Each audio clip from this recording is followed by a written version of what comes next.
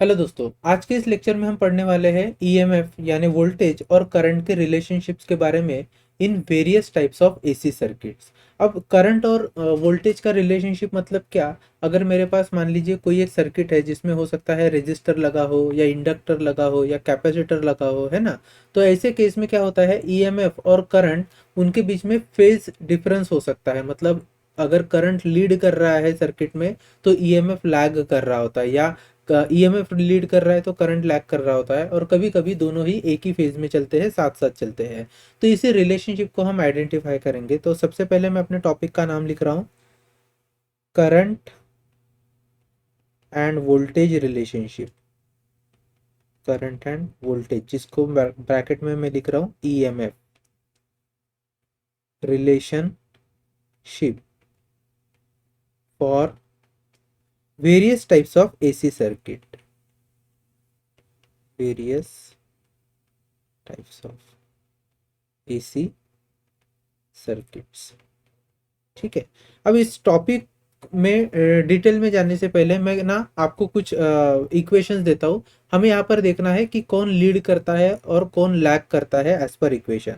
मान लीजिए ईएमएफ का इक्वेशन दिया है, E is equal to E not sine of omega t, और आई का इक्वेशन दिया है I not sine of omega t. This is first equation. ठीक है।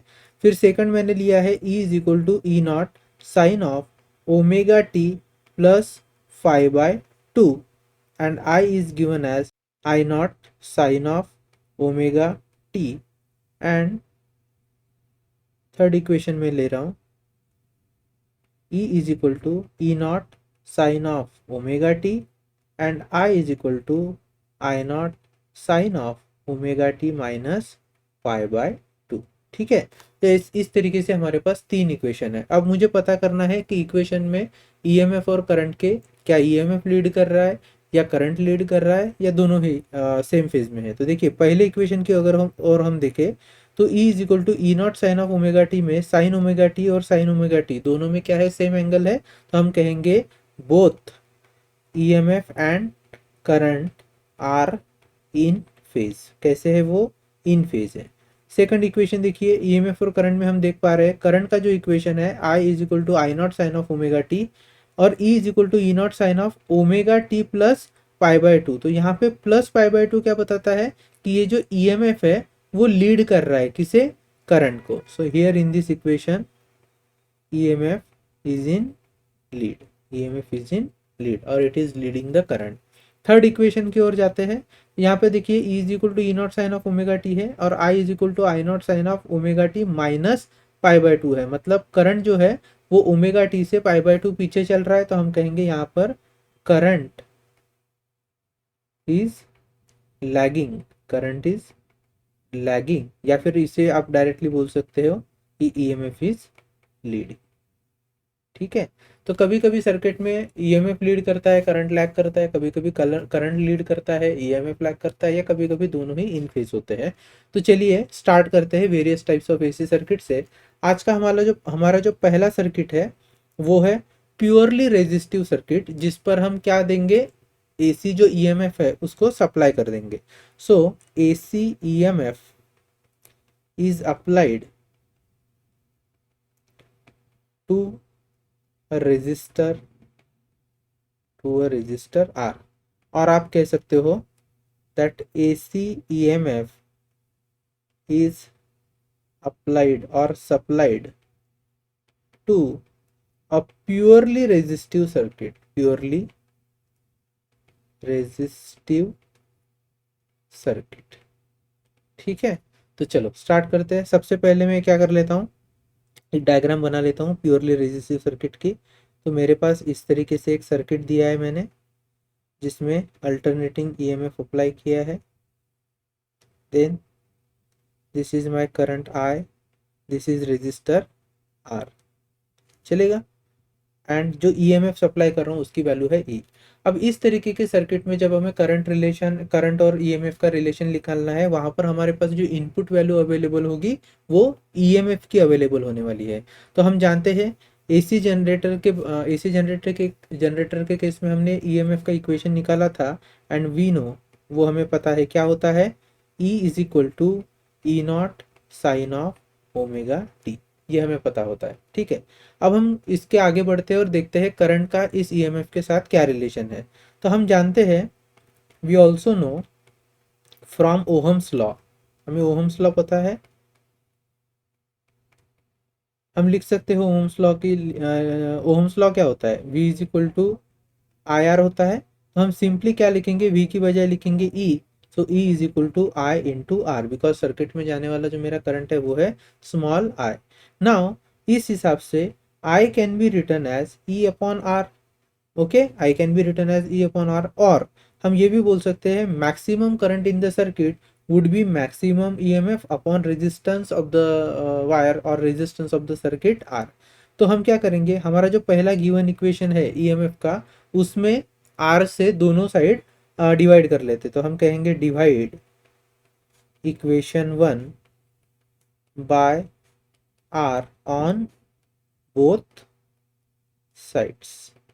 तो बोथ साइड्स पर डिवाइड करने से हमें क्या मिलेगा, E by R is equal to E not upon R into sine of omega T.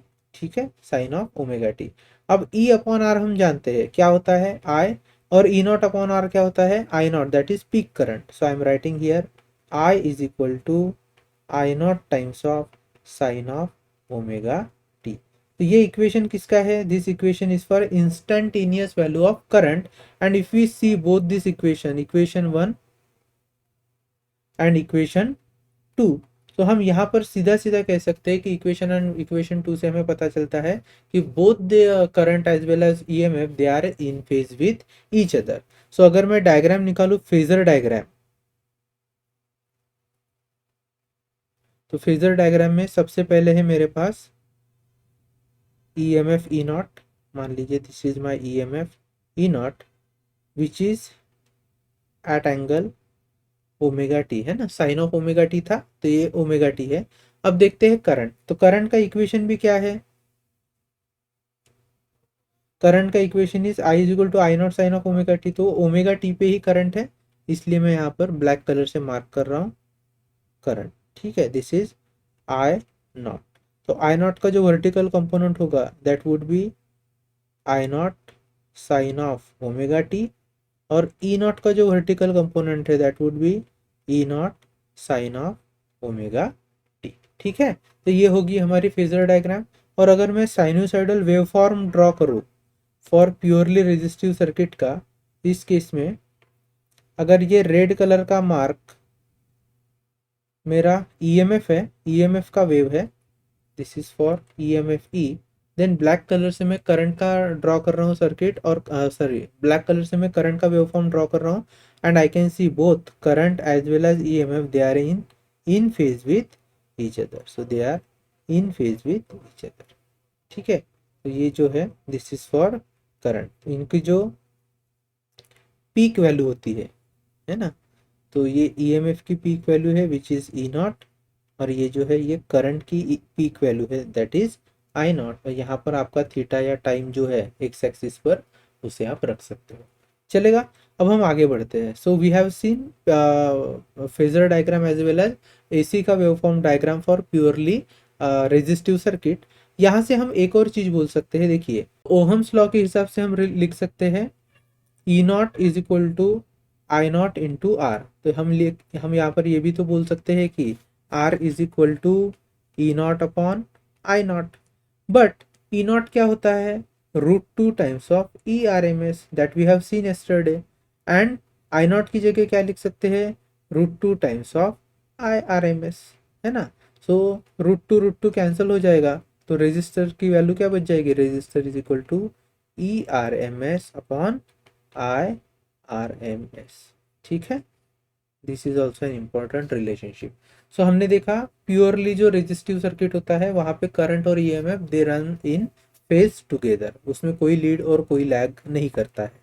चलिए अब सेकंड देख लेते हैं, AC EMF is supplied, AC EMF is supplied to an inductor of inductance L, of inductance L या फिर आप कह सकते हो और AC EMF is supplied to a purely indicative circuit, purely inductive induct inductive circuit. देख लेते हैं अब प्योरली इंडक्टिव सर्किट कैसे दिखेगा मेरा। तो यहाँ पर मैं एक सर्किट ले रहा हूँ जिसमें एक कॉइल अटैच कर रहा हूँ। इस कॉइल का जो सेल्फ इंडक्टेंस है वो है L, और इस कॉइल के अक्रॉस मैं एक AC EMF अप्लाई करने जा रहा हूँ जिसका EMF वैल्यू है E। जो सर्किट से करंट बहेगा वो रहेगा I। ठीक है, अब यहाँ पे देखिए हमारे पास ना ऑलरेडी वैल्यू होगी किसकी, EMF की। तो जो सप्लाइड EMF है E, उसका जो इक्वेशन है वो क्या रहेगा, E is equal to E not sine of omega t. ठीक है, इसको मैं इक्वेशन 1 भी मार्क करके रख रहा हूँ। ये मेरा इनपुट इक्वेशन है या फिर कह लीजिए अवेलेबल इंफॉर्मेशन है मेरे पास। अब देखिए समझते हैं क्या होगा। यहाँ पर जैसे ही ईएमएफ क्या करेगा, ईएमएफ सर्किट में ऑन हो जाएगा, मतलब इस सर्किट को जैसे ही मैं क्लोज करता हूँ तो because of EMF current will try to flow into the circuit और इनटू द वायर। अब चूंकि ये एसी ईएमएफ है तो करंट जो है पहले धीरे धीरे बढ़ते जाएगा बढ़ते जाएगा बढ़ते जाएगा, and then again it will goes on reducing. तो मान लीजिए हमारा जो एसी वेवफॉर्म होता है वो इसी तरीके से तो होता है, शुरुआत में करंट जीरो होता है, फिर वो धीरे धीरे धीरे धीरे बढ़ता है, पीक वैल्यू अटेंड करता है, दैट इज आई नॉट की तरफ बढ़ता है, और आई नॉट से फिर वो जीरो, जीरो से फिर वो पीक वैल्यू को अटेंड करता है but in reverse side, and then again वो क्या हो जाता है, जीरो होता है। और ये साइकिल ऐसी चलती रहती है ना। इसी को तो हम बोलते हैं एसी का frequency, number of cycles in 1 second को बोलते हैं एसी फ्रीक्वेंसी। बट चलो यहाँ तक आते हैं। अब यहाँ पे देखिए क्या होगा, जैसे जैसे करंट बढ़ने लगेगा, जैसे जैसे करंट बढ़ेगा तो उसके कारण क्या होगा, मैग्नेटिक फील्ड का फॉर्मेशन भी बढ़ते जाएगा। So as the value of current goes on increasing, magnetic field will also goes on increasing. Magnetic field increase हो रही है मतलब बेसिकली मैग्नेटिक फ्लक्स इंक्रीज हो रहा है। दिस इंक्रीज इन फ्लक्स और this change in flux will induce EMF into the inductor, and the direction of inductor would be such that if current is increasing, EMF will be induced in the opposite direction to that of current, and if suppose current is decreasing, मतलब पहले 5 ampere current था, अब वहां से 2 ampere current हो रहा है, तो करंट की वैल्यू डिक्रीज हो रही है। इस केस में उस डिक्रीज को रोकने के लिए जो EMF इंड्यूस होता है इस इंडक्टर में, उसकी direction is in the direction of decreasing current, ये भी हमें पता है। तो अब मान लेते हैं कि इनिशियली जब हमने EMF ई सप्लाई किया है तो करंट की वैल्यू धीरे धीरे बढ़ रही है, and to restrict this increase in the value of current, EMF will be induced in the opposite direction due to change in magnetic flux on account of changing current। अब होगा क्या, अगर ये इंड्यूस्ड ईएमएफ अपोजिट डायरेक्शन में है current के, तो current तो जाएगा ही नहीं सर्किट में, बिल्कुल नहीं जाएगा। और हमने एसी सोर्स लगाया ही किस लिए है, ताकि सर्किट में करंट भेज पाए। तो अगर मुझे सर्किट में एक स्टेबल करंट भेजना है या फिर कह लीजिए प्रॉपर करंट आए भेजना है, तो जरूरी है कि इसके अंदर जो ईएमएफ इंड्यूस होता है, जो अपोज करने वाला है करंट को, उसके अपोजिट डायरेक्शन में, मतलब इंड्यूस्ड ईएमएफ के अपोजिट डायरेक्शन में हमारा ये जो सोर्स होता है सप्लाई सोर्स, ये क्या करेगा, चार्ज पर वर्क डन करेगा, और ये जो वर्क डन करेगा वो कम से कम इतना तो होगा ही ताकि इंड्यूस्ड ईएमएफ को अपोज कर पाए। तो सप्लाइड ईएमएफ की वैल्यू और इंड्यूस्ड ईएमएफ की वैल्यू सेम होनी चाहिए। Only difference is supplied EMF will have direction opposite to the direction of induced EMF, so that stable current can be flown into the circuit. So I am writing it here कि भैया हमारा जो circuit में induced EMF है उसको मैं ई dash से mention कर रहा हूँ, दिख रहा है, ई डैश से मेंशन कर रहा हूँ। So we have already supplied EMF is equal to E not sine of omega t. बाद में मैं लिखूंगा in inductor circuit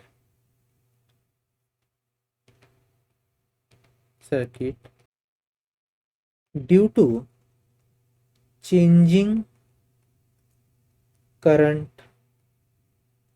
due to changing current आए, magnetic flux in the coil will change, in the coil will change, that results into induced EMF, into induced EMF। E dash में यहाँ पर उसको mark कर रहा हूँ, that results into induced EMF E dash acts opposite to the increasing current, increasing current. Now to maintain a steady current, या फिर कह लीजिए to maintain current I in the circuit,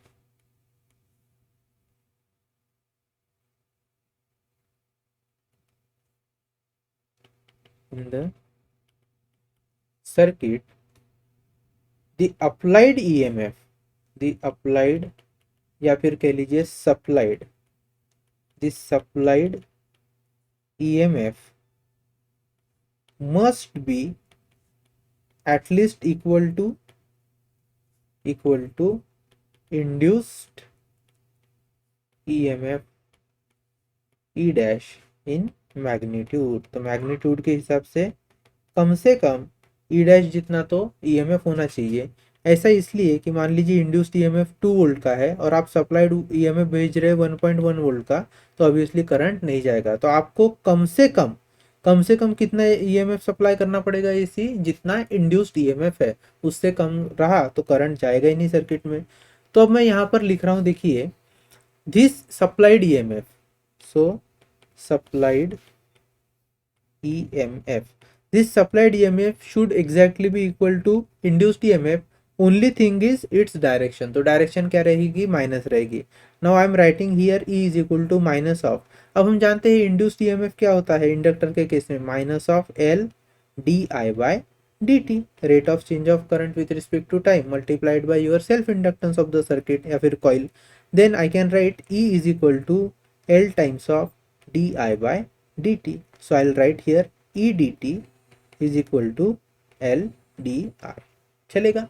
अब हम क्या करेंगे, इस इक्वेशन को इंटीग्रेट कर लेते हैं। तो integrate on both sides we get, so integration of E dt is equal to L या फिर इंटीग्रेशन ऑफ L di। अब E क्या है, E is given as instantaneous value of current which is E naught sine of omega t d t is equal to L बाहर आ जाएगा, that would be integration of d i. अब E naught sine of omega t का integration क्या होगा, E naught में बाहर लिख रहा हूँ, so integration of sine of omega t d t is equal to L I am writing here d i का इंटीग्रेशन हो जाएगा आई। अब देखिए फिर से ई नॉट यहाँ पर वैसे ही है, साइन ओमेगा टी का इंटीग्रेशन क्या होगा, minus cos of omega T divided by omega plus constant होता है, अब कांस्टेंट में यहाँ पर नहीं लिख रहा हूँ, is equal to L times of I. ठीक है, यहाँ तक आ गए। अब देखिए E not upon omega then minus cos of omega t is equal to L I, ये हमें मिला है। अब याद रखिएगा कॉस ऑफ थीटा क्या होता है, कॉस थीटा को हम साइन के फॉर्म में लिख सकते हैं विच इज साइन ऑफ, एक होता है pi by two minus theta और दूसरा एक फॉर्मूला होता है sine of pi by two plus theta. अब ऐसे दो फॉर्मूले हैं हमारे पास कॉस थीटा के लिए। यहाँ पर अगर आप देखोगे तो हमारे पास है कॉस ओमेगा टी मतलब कॉस थीटा, तो हमें इस कॉस ओमेगा टी के बजाय साइन के फॉर्म में इस वैल्यू को पुट करना है। तो कौन सा लेना है, sine of pi by two minus theta लेना है या sine of pi by two plus theta लेना है। तो याद रखिए इंडक्टर के केस में, क्योंकि ये प्योरली इंडक्टिव सर्किट की बात हो रही है, तो इंडक्टर के केस में ना आप ये एक ट्रिक याद रखिएगा, L E A D, leading जो वर्ड है उसका है लीड। लीड में देखिए एल बताता है आपका, ये एल है this is inductor, E is for EMF. तो इंडक्टिव सर्किट में ईएमएफ जो है दिस ईएमएफ लीड्स, ईएमएफ क्या होता है, लीड करता है। अगर ईएमएफ लीड कर रहा है तो लैग कौन करेगा, करंट। करंट क्या करेगा, लैग करेगा। और करंट लैग करेगा मतलब वो पीछे चलेगा, तो पीछे चलने के लिए या फिर लैगिंग के लिए हमें यूज करना है sine of pi by two minus theta. Minus मतलब कम होना एंड करंट करंट जो है वो पीछे पीछे चल रहा है, तो पीछे चलने के लिए या लैगिंग के लिए हम sine of pi by two minus theta को यूज करेंगे। So I am writing it here simply E not upon omega minus time of sine of pi by two minus theta, theta मतलब omega t. Pi by two minus omega t is equal to L into I. अब minus sine theta क्या होता है? Minus sine theta होता है sign minus theta लिख सकते हैं, है कि नहीं? तो अब यहाँ पे क्या करेंगे, माइनस साइन को अंदर लेके जाएंगे तो ये हो जाएगा E not upon omega sine of omega t minus pi by two is equal to L I. अब एक काम कर लेते हैं, ये जो इंडक्टेंस है इसे मैं डिनोमिनेटर में लेकर आ रहा हूँ लेफ्ट हैंड साइड के। So this will become E not upon omega L sine of omega t minus pi by two is equal to I. ठीक है, अब देखिए इस इक्वेशन को रीअरेंज करके I am writing I is equal to E not upon omega L sine of omega t minus pi by two. अब देखो, अगर हम करंट के स्टैंडर्ड इक्वेशन को देखें तो जनरली करंट जो होता है that is given by I is equal to I naught times of sine of omega t, फिर प्लस माइनस फाइव वो हो सकता है। ठीक है, अभी इस एक्सप्रेशन में देखिए साइन के पहले जो टर्म आ रही है आई नॉट, ये क्या बताती है? पीक वैल्यू बताती है। अगर आप यहाँ देखो, हमने जो इक्वेशन ऑब्टेन किया है वहाँ पे ई नॉट अपॉन ओमेगा एल जो है, सो E not upon omega L ये निश्चित तौर पर क्या होना चाहिए? ये होना चाहिए पीक वैल्यू ऑफ करंट।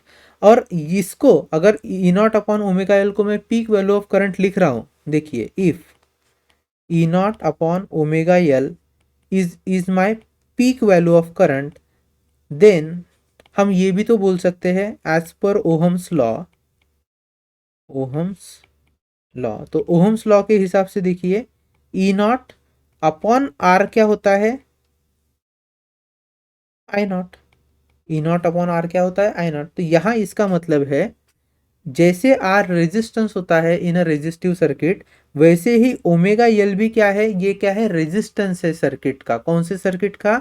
इस प्योरली इंडक्टिव सर्किट का। इस प्योरली इंडक्टिव सर्किट का करंट को जो रेजिस्टेंस फेस किया जाना है, that resistance is nothing but reactance. उसे क्या कहते हैं?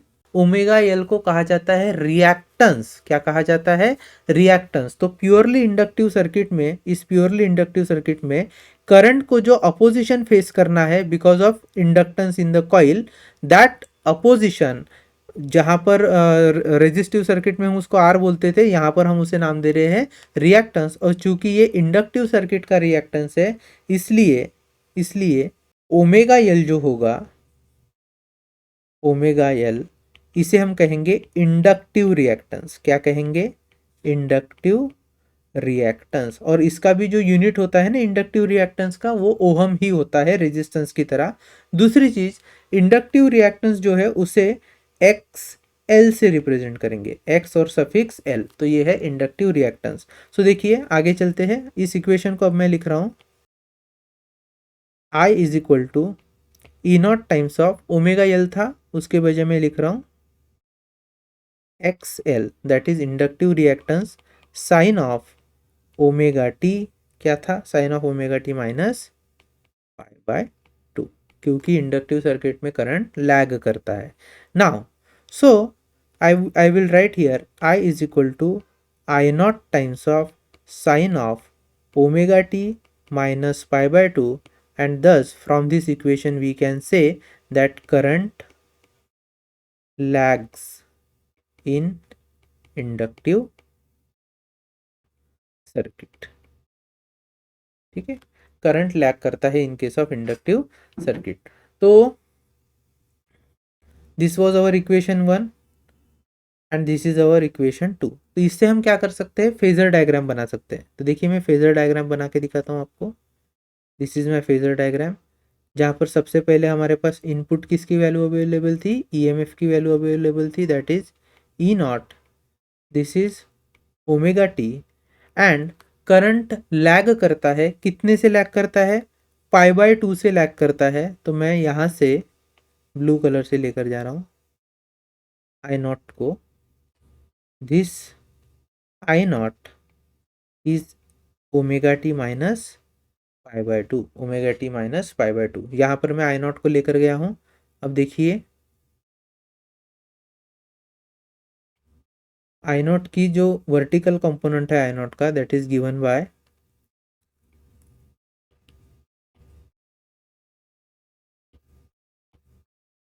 आई not sine of omega t minus pi by two. और ई का ई नॉट मतलब ईएमएफ का जो वर्टिकल कंपोनेंट है वो बनेगा इंस्टेंटेनियस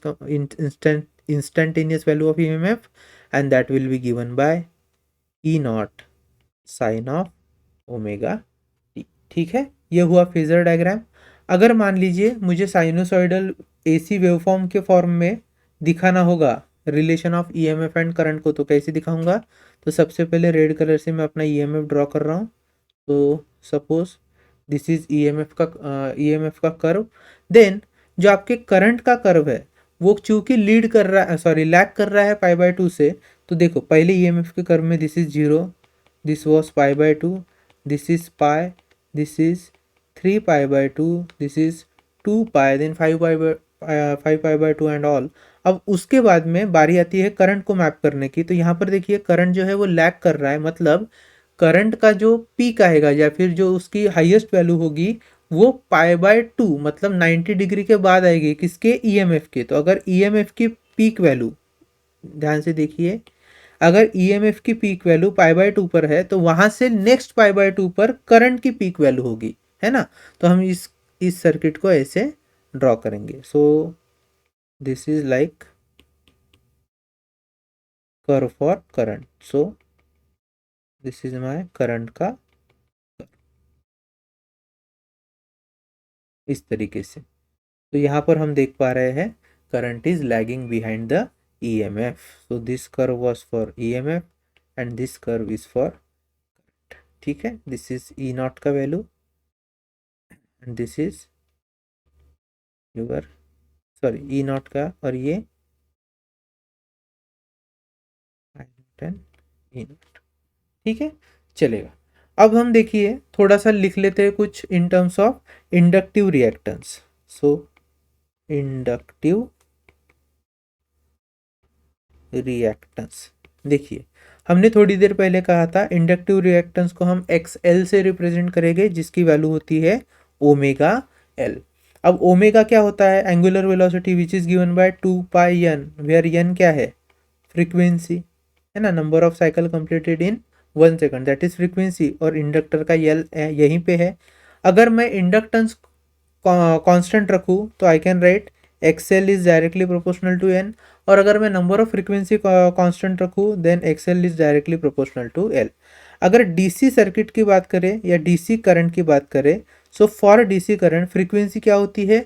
जीरो। अगर फ्रीक्वेंसी जीरो है तो एक्सएल भी क्या हो जाएगा? जीरो। मतलब इंडक्टिव रिएक्टेंस, ये जो इंडक्टिव रिएक्टेंस है, this inductive reactance is zero for which case DC current. दस इंडक्टर से जो डीसी करंट है वो फ्रीली फ्लो होता है, the DC current will flow freely through inductive circuit. और रही बात एसी करंट की, तो एसी करंट के केस में क्या होता है? एसी में जो फ्रीक्वेंसी की वैल्यू है वो कभी जीरो नहीं रहेगी। हम जानते हैं इंडिया में एसी करंट की फ्रीक्वेंसी है 50 हर्ट्ज। अगर आप यूएस जाओगे तो वहाँ पे कितनी मिलेगी आपको? 60 हर्ट्ज। तो 50 हर्ट्ज 60 हर्ट्ज तो होती है, तो इतने इतने फ्रीक्वेंसी के लिए एक्सएल की जो वैल्यू होगी that would be 2 pi, then your 50 और 60 हर्ट्ज आपका जो भी है 2 पाई n × l। तो एक सर्टन वैल्यू मिलेगी आपको इंडक्टिव रिएक्टेंस की। लेकिन देखिए कई तरीके के इक्विपमेंट्स होते हैं, जैसे हमने साइक्लोट्रॉन देखा था ना, तो वैसे इक्विपमेंट होते हैं जहाँ पर लैक्स एंड क्रोर्स में फ्रीक्वेंसी की वैल्यू होती है। 1 लाख, 10 लाख, 1 करोड़, है ना, ये होती है फ्रीक्वेंसी की वैल्यू इतने हर्ट्स की। अब ऐसे केस में अगर आप इतनी फ्रीक्वेंसी फीड करो किसी इंडक्टिव सर्किट को तो एक्सएल की वैल्यू है वो बहुत ज़्यादा हो जाती है। और एक्सएल की वैल्यू अगर बहुत ज़्यादा है तो क्या होता है, आपका जो इंडक्टर है वो उस एसी करंट को ब्लॉक करने लगता है। ठीक है, तो हायर फ्रीक्वेंसी वाले current they can not pass through inductor because inductive reactance goes on increasing with the increase in the frequency.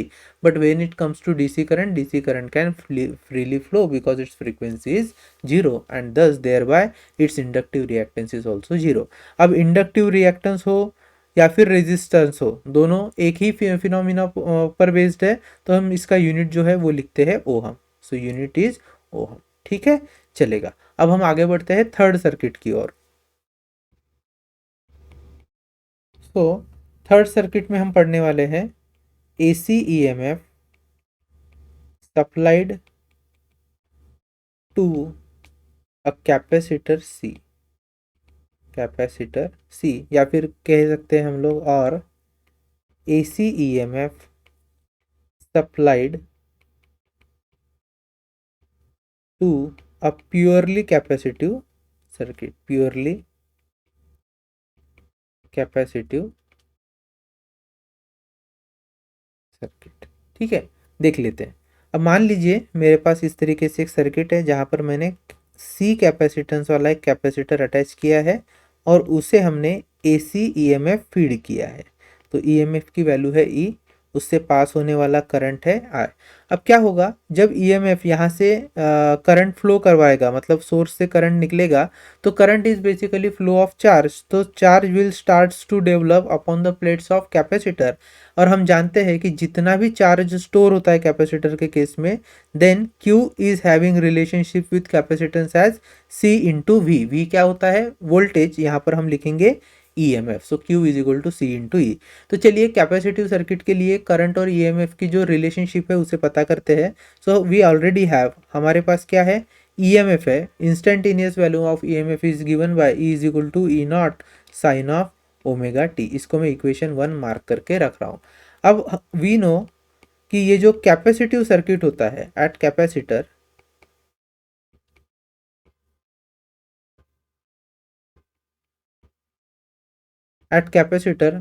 Charge given by number of charges that is going to get deposited upon the plate of capacitor is given by Q is equal to C into E, ये हमें पता है।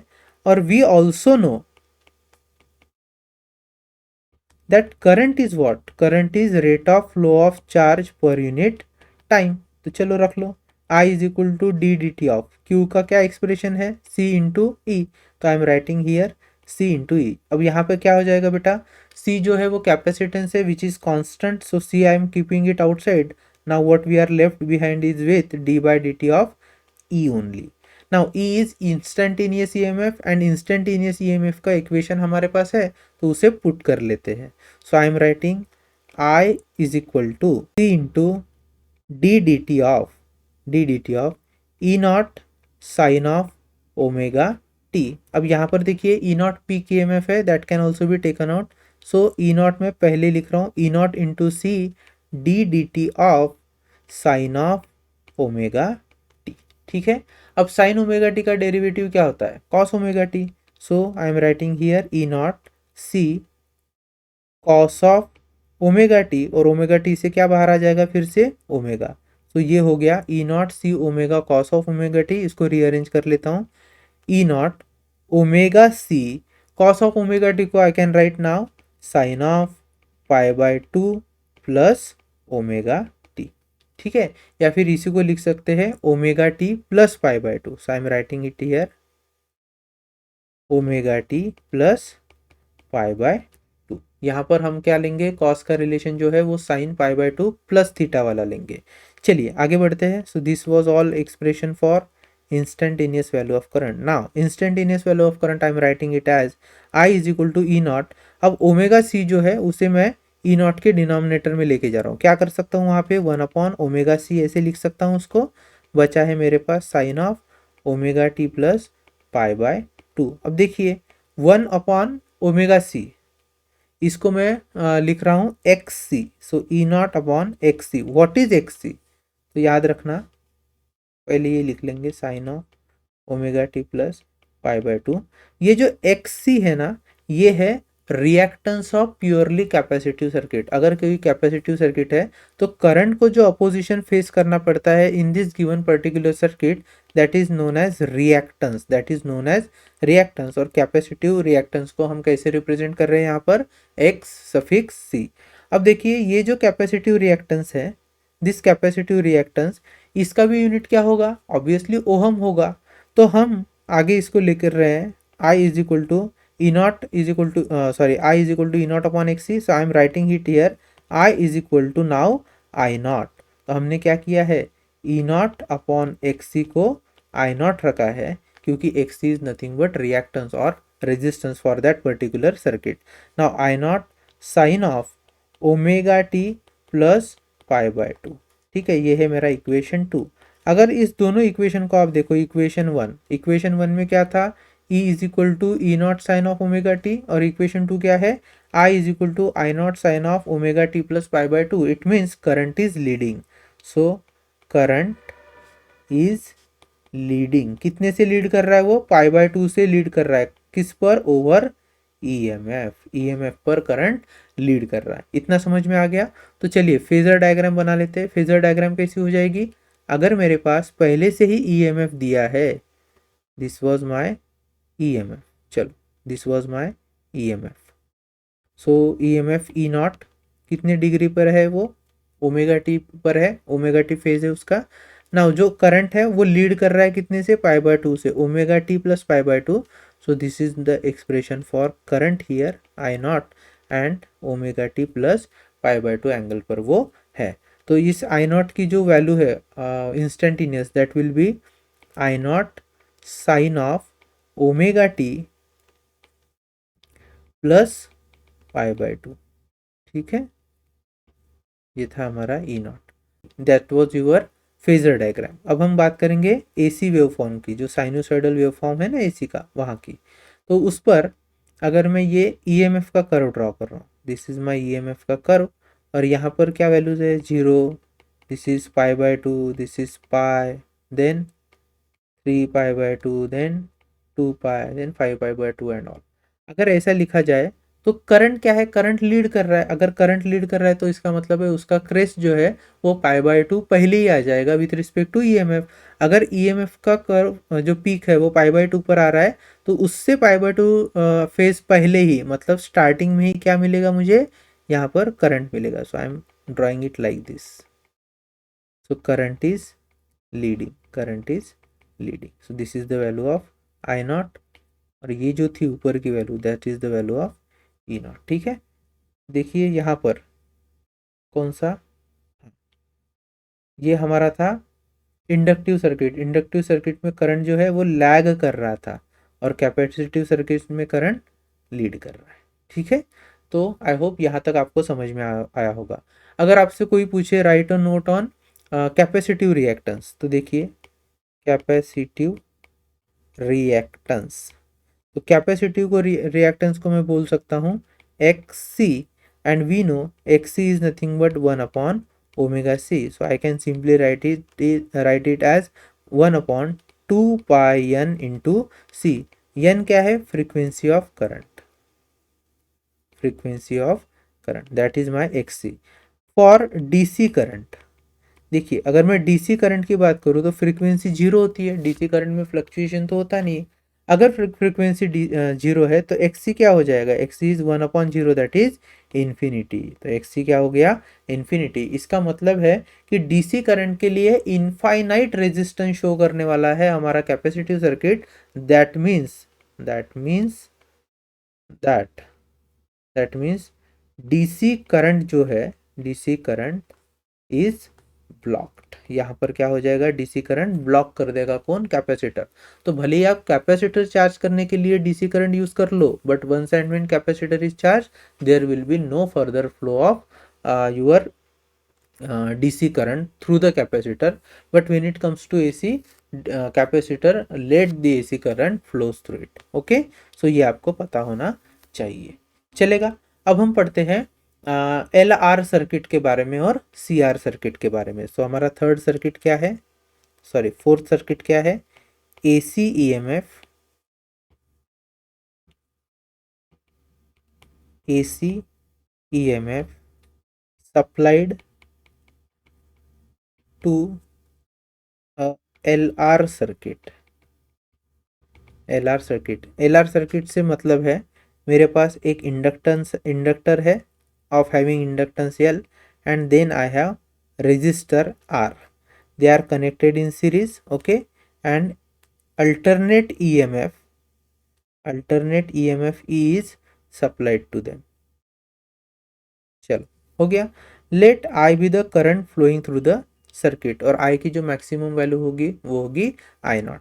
अब देखिए circuit से जब current बह रहा होगा तो जो मैक्सिमम करंट है, मैक्सिमम करंट को मैं आई नॉट लिख रहा हूँ।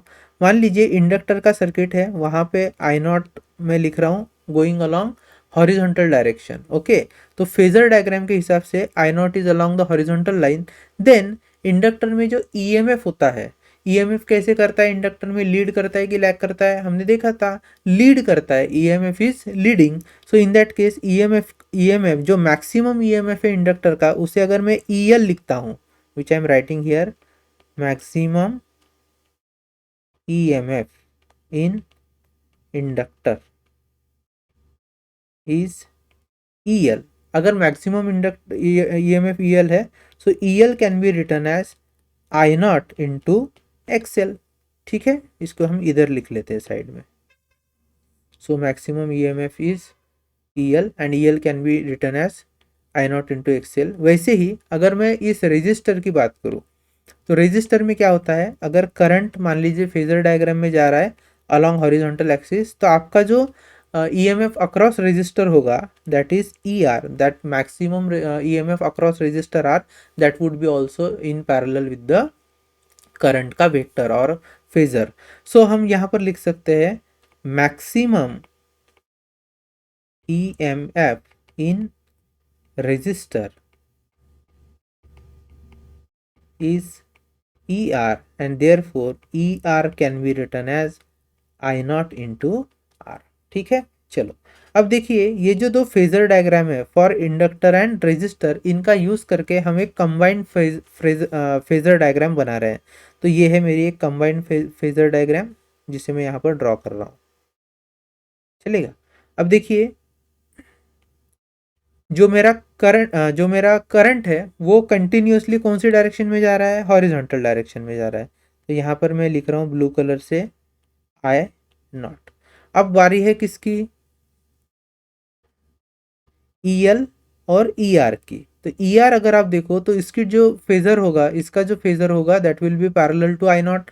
तो इसी पर्टिकुलर ब्लू लाइन के ऊपर मैं ER ड्रॉ कर रहा हूँ। सो this is my ER, that is maximum EMF in the register.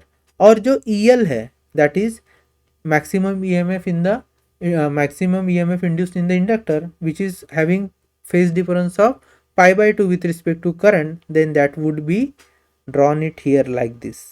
So this is EL। अब ध्यान से देखिए EL जो है वर्टिकल है, ER जो है हॉरिजॉन्टल है, और दोनों ही EMF से, तो इनका एक रिजल्टेंट बन सकता है। यहाँ पर मैं उस रिजल्टेंट को ड्रॉ कर रहा हूँ। So suppose this is my resultant, this is my resultant, और इस रिजल्टेंट की वैल्यू होगी maximum value of E not which is given in your L R type of circuit. तो इस पूरे सर्किट में, एल आर सर्किट में जो मैक्सिमम वैल्यू होगी ईएमएफ की that would be given by E naught. And as you can see here E not का जो वर्टिकल कंपोनेंट है विच इज ई एल, और ई नॉट का जो हॉरिजॉन्टल कंपोनेंट है दैट इज ई आर, और जो एंगल है in between E R and E naught I am writing it as phi. Basically ये जो फाई है, phi is showing that circuit का ईएमएफ, सर्किट का ईएमएफ कौन से सर्किट का, एलआर सर्किट का EMF, it actually leads over current I naught. Current I naught पर वो क्या करता है, लीड करता है। किसके केस में, हमारे एलआर केस में, एलआर सर्किट में। चलो तो हमारे पास क्या हो गया, ये जो डायग्राम है फेजर डायग्राम वो भी हो गई। अगर आपसे कोई पूछे कि इसकी ये बताइए साइनोसॉइडल वेव फॉर्म बताइए, तो देखते हैं साइनोसॉइडल वेव फॉर्म में ड्रॉ कर रहा हूँ। मान लो सर्किट का करंट है इस तरीके से ई नॉट, ठीक है, 0, then pi by 2, then pi 3 pi by 2, 2 pi and so on. So this is my graph for EMF. अब करंट की बात करते हैं, करंट क्या कर रहा है सर्किट में, इस पर्टिकुलर सर्किट में ईएमएफ तो लीड कर रहा होता है विथ एंगल फाई, और करंट जो है वो लैग कर रहा है with respect to angle phi. तो I am doing here, please watch carefully. Current जो है वो लैग कर रहा है, तो करंट का जो पीक होगा वो ईएमएफ के बाद आएगा, ठीक है। तो इस तरीके से हमने क्या कर लिया है, करंट के कर्व को ड्रॉ कर लिया है। और जो दोनों में फेज डिफरेंस होगा यहाँ पर अगर आप देख पा रहे हो, तो ये फेज डिफरेंस कितने का होगा, फाई का होगा, ठीक है। So phi would be their phase difference.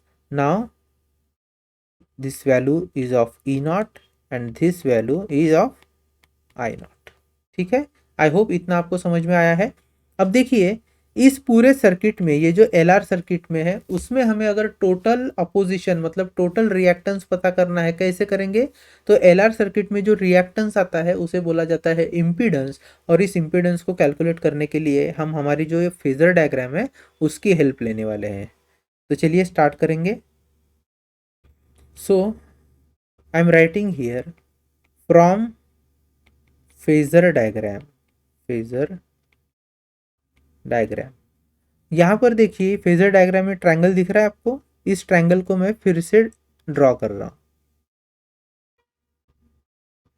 अब इस ट्रायंगल के हिसाब से जो हॉरिजॉन्टल कंपोनेंट है this is EMF across resistor R. ये जो वर्टिकल कंपोनेंट है, this vertical component is exactly equal to E L, so this is your E L. और देखिए this is your phi and this is your E naught. ठीक है, इसको नाम दे देते हैं ओ ए बी। अगर आप देख पा रहे हो तो ये जो ए का एंगल है दिस एंगल इज 90 डिग्री। ठीक है, तो चलो अब क्या करेंगे, हम यहाँ पर पाइथागोरस थ्योरम लगाते हैं। सो एज पर पाइथागोरस थ्योरम, पाइथागोरस थ्योरम के हिसाब से ओ बी का square will be equal to O A का स्क्वायर प्लस ए बी का स्क्वायर। ठीक है, चलेगा। अब हम जानते हैं O B is what, O B तो एक वेक्टर है, और इस वेक्टर क्या, ये वेक्टर क्या रिप्रेजेंट करता है? पीक ईएमएफ ई नॉट को रिप्रेजेंट करता है। So I am writing here E naught is equal to under root of O A, क्या रिप्रेजेंट करेगा यहाँ पर? O A represents ER and AB represents EL. So I'm writing it here ER का square plus EL का square. चलो, so E naught is equal to, अब ER that is maximum EMF in case of resistor, it is given as I naught into R, और EL is I naught into XL। सो इसको put करते हैं, so ER is I naught into R whole square plus EL is I naught into XL इसका whole square. ठीक है, चलो E naught is equal to, अब देखिए एक्सपांड कर लेते हैं इसको, I नॉट का square into R square plus I naught का स्क्वायर इंटू XL का स्क्वायर। अब देखिए I naught square can be taken out as a common, और फिर उसका स्क्वायर रूट से बाहर आना पॉसिबल हो जाएगा। वो जब बाहर आएगा तो क्या होगा, पहले हम लिख लेते हैं E naught is equal to under root of I not का square R square plus XL का स्क्वायर, तो एक्सएल का स्क्वायर ये हो गया। आई नॉट को मैं बाहर लिख कर ले रहा हूँ, I naught under root of, यहाँ बचेगा R square plus XL square. अब एक्सएल क्या होता है? Omega into L, angular velocity multiplied by self inductance. So omega into L it's whole square, और हमारे पास बचता है E naught. So I am writing E not upon I naught, इस आई नॉट को हमने क्या लिए लिया है? ई नॉट के नीचे। सो ये बच गया है हमारे पास under root of R square plus omega L का होल स्क्वायर। अब देखिए E not upon I naught it is the value of resistance, है ना। तो कौन सा रेजिस्टेंस? जो रेजिस्टेंस हमारा ये एल और दोनों मिलकर देने वाला है करंट के फ्लो को, और ऐसे रेजिस्टेंस को बोलते हैं इम्पीडेंस। क्या बोलते हैं? Impedance. So I am writing here E not upon I naught, this is nothing but Z, और जेड की वैल्यू कितनी है? R square plus omega L का होल स्क्वेयर, वेयर ये जो जेड है this is called as impedance, impedance in L R circuit. और याद रखिए इसका भी यूनिट क्या होगा? SI unit is ohm, SI unit is ohm. Impedance का ऐसा यूनिट क्या होता है? ओहम होता है। ठीक है, अब जब हमने फेजर डायग्राम निकाली थी तो यहाँ पर देखिए फेजर डायग्राम से हमें पता चलता था कि ये जो कंबाइंडली देखा जाए तो ई नॉट जो है सर्किट का, दैट इज पी ए की M F, it actually leads the current. तो हम कह सकते हैं फ्रॉम फेजर डायग्राम, यहाँ पर और एक चीज पता चलती है, E M F, peak E M F E naught leads current, I naught lead करता है। और कितने एंगल से कर रहा है, तो फाइव एंगल से कर रहा है। So I can write here E M F E naught leads current I naught by angle five से वो लीड करता है। अब अगर आपको फाइव कैलकुलेट करना है तो आप कैसे कैलकुलेट करोगे, तो हम क्या करेंगे, इसी जो यही जो हमने फिगर निकाली है ना, इसी फिगर का यूज करेंगे to calculate the five, to calculate phase difference, phase difference between E naught and I naught, E M F and current. यही तो हमें देखना था ना, relation between E M F and current. तो यहाँ पर देखा है ई एम एफ लीड कर रहा है एल आर सर्किट में। Now to calculate phase difference between E naught and I naught, मैं फिर से एक बार किसकी हेल्प ले रहा हूँ, फेजर डायग्राम की।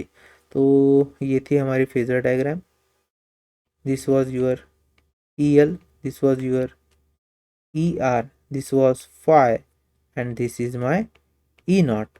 सो यहाँ पर मैं लिख रहा हूँ, देखिए tan पाई होगा E L upon E R, that is opposite side upon adjacent side, therefore अब देखो tan phi can also be written as E L is what, peak E M F in inductance which is nothing but I naught into XL, और E R is I naught into R. अब I not cancel, तो हमारे पास क्या बचा है, tan of phi is equal to XL upon R. ठीक है, अब यहाँ पर देखिए दो फॉर्मूले बन जाएंगे, कौन से, I can write phi is equal to that, phi is equal to tan inverse of simply XL upon R. ठीक है, ये जो एल है, एल जो है वो सबऑर्डिनेट मतलब सफिक्स है, हाँ, एक्स इंटू एल नहीं है, वो सफिक्स है।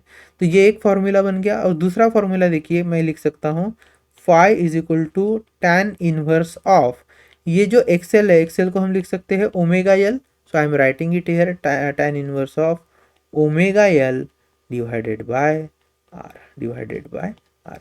So this is how we can find phase difference in between current and EMF for LR circuit. तो अब हमने जब LR सर्किट में phase difference in between EMF और करंट देख लिया है, तो अब हम नेक्स्ट जो हमारा सर्किट है उसे ड्रॉ करने जा रहे हैं। So next circuit is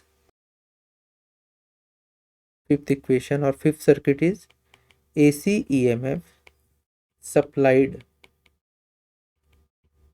to CR circuit. कौन सा सर्किट है, CR सर्किट। अब देख लेते हैं, तो सबसे पहले हम क्या करेंगे, CR सर्किट ड्रॉ कर लेते हैं। तो यहाँ पर मेरे पास एक कैपेसिटर है having capacitance C, and again I am attaching it with a resistance R। ठीक है, हम उसमें क्या कर रहे हैं, AC EMF सप्लाई कर रहे हैं E, और ये हुआ आपका सर्किट कंप्लीट। चाहो तो हम यहाँ पर की वगैरह भी लगा सकते हैं यहाँ पे, जैसा है ना, दिस इज की। चलो एनीवे, लेट्स से कि सर्किट से जो फ्लो होने वाला करंट है वो है I, this is current I. Now अब यहाँ पर ध्यान देने लायक एक चीज है, कौन सी, अगर कैपेसिटर से, इस कैपेसिटर से आई करंट फ्लो हो रहा है, तो मैं आई निकाल रहा हूँ along horizontal direction as a phasor. तो कैपेसिटेंस में करंट लीड करता है, ईएमएफ लैग करता है।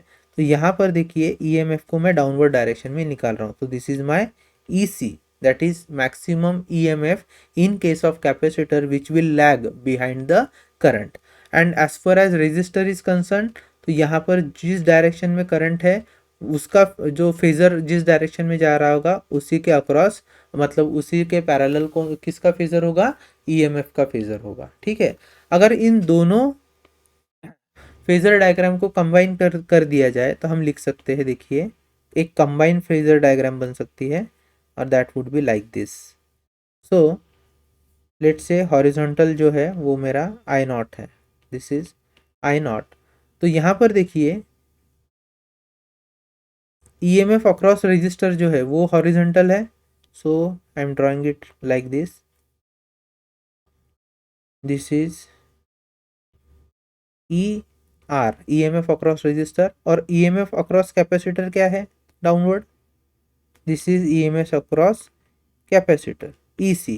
तो इन दोनों का जो रिजल्टेंट होगा that would be E naught. ठीक है, यहाँ पर मैं लिख रहा हूँ ई नॉट। तो हम कह सकते हैं भैया ई नॉट का जो वर्टिकल कंपोनेंट है दैट इज ई सी, और जो हॉरिजॉन्टल कंपोनेंट है दैट इज ई आर, और ये जो एंगल बना रहा है करंट के साथ कौन, आपका ईएमएफ दैट इज फाई। सो यहाँ अगर आप क्लोजली देखो तो in between EMF and current, current is actually leading and EMF is lagging, current is actually leading and EMF is lagging. तो चलिए मैं यहाँ पर लिख रहा हूँ फॉर सी आर सर्किट, ठीक है, maximum EMF at C is EC, and EC होगा, जो मैक्सिमम ईएमएफ होता है वो होता है peak current into capacitive reactance. वैसे ही maximum EMF at resistor R is EC, sorry E R, and we can write E R is equal to I naught into R. ठीक है, ओहम्स के लॉ है ये, सिंपली ऊपर भी और यहाँ पर भी। नाउ फ्रॉम फेजर डायग्राम हम ये कह सकते हैं, फ्रॉम फेजर डायग्राम क्या समझता है हमें, अगर देखा जाए तो ये जो ई नॉट है, E naught is actually lagging the I naught, मतलब I naught is leading, so E naught is lagging the current. So EMF E naught is lagging the current I naught by phase कितना, phi, सो phi से lag कर रहा है। Anyway अब इस circuit में जो रेजिस्टेंस होता है टू द करंट, इसको कहा जाता है impedance, impedance for C R circuit. चलिए उसकी वैल्यू कैलकुलेट करते हैं। ठीक है, to find impedance in C R circuit, so to find impedance in C R circuit हम क्या करेंगे, फेजर डायग्राम का ही यूज करते हैं, फेजर डायग्राम। चलिए लेकर आते हैं फेजर डायग्राम। तो this was our phasor diagram.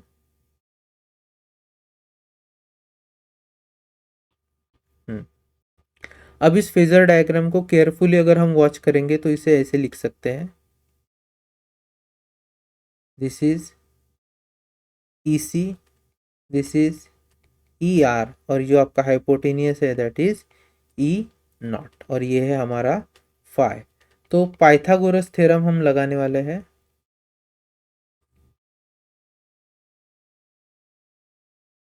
As per Pythagoras theorem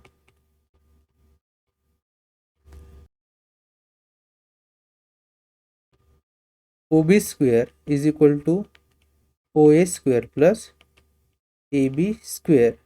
So I can write OB is equal to under root of OA square plus AB का square. So, but OB is nothing but EMF E naught, peak EMF. So that would be equal to under root of, अब OA का जो square है, ये देखिए यहाँ पे OA का जो स्क्वायर है this is nothing but ER का स्क्वायर, और AB का square is nothing but AC का स्क्वायर। सो ER का स्क्वायर प्लस EC का square. So I am writing E naught is equal to under root of ER square is what, I naught into R का whole square, और EC का square is what, I naught into XC का whole square.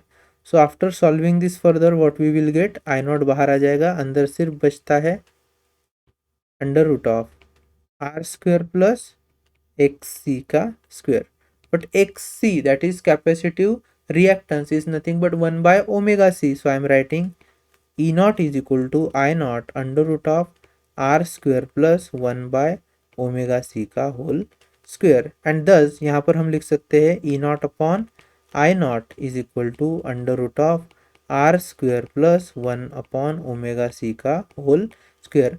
अब देखिए E naught upon I naught, E naught is EMF, I naught is current, तो इससे मिलकर इसका रेशियो हमें किसकी वैल्यू देगा, the ratio will give us a value of impedance या फिर opposition resistance.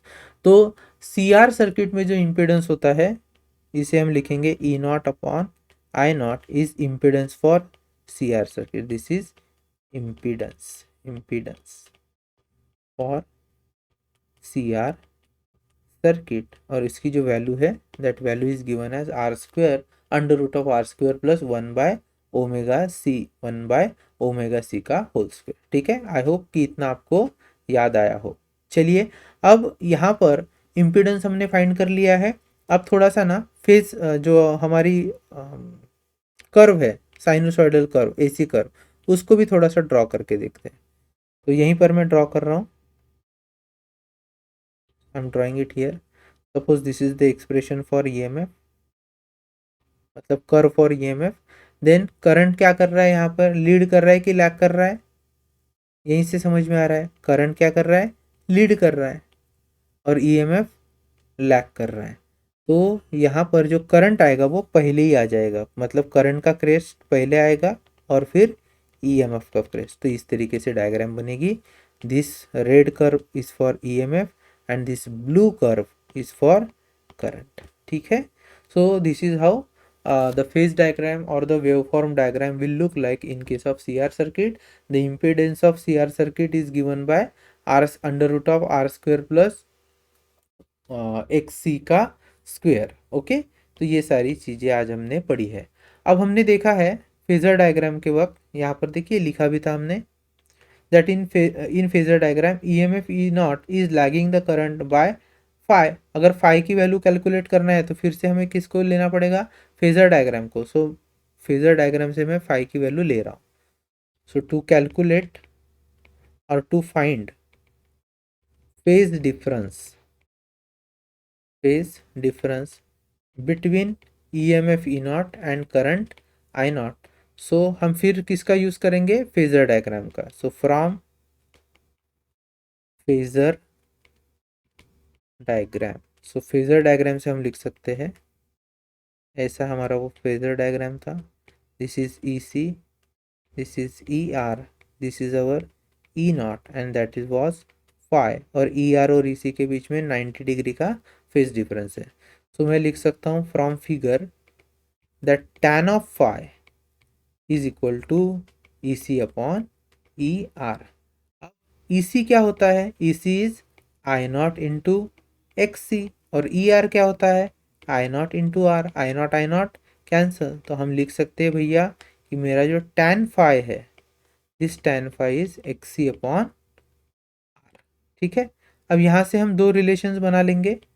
Phi is equal to tan inverse of XC upon R, और दूसरा phi equals to tan inverse of XC क्या होता है, 1 अपॉन ओमेगा सी, तो directly 1 upon omega C आ गया नीचे, एंड R तो था ही, so tan inverse of 1 upon omega C R।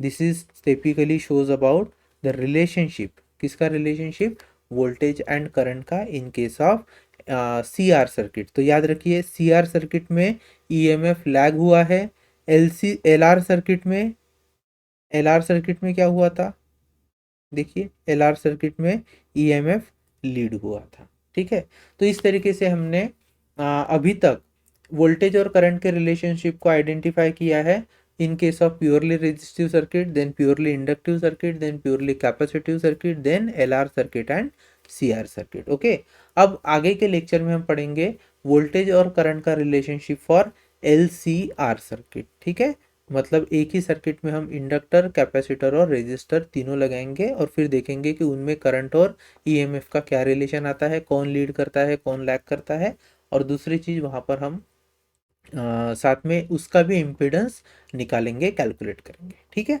चलिए आगे बढ़ते हैं।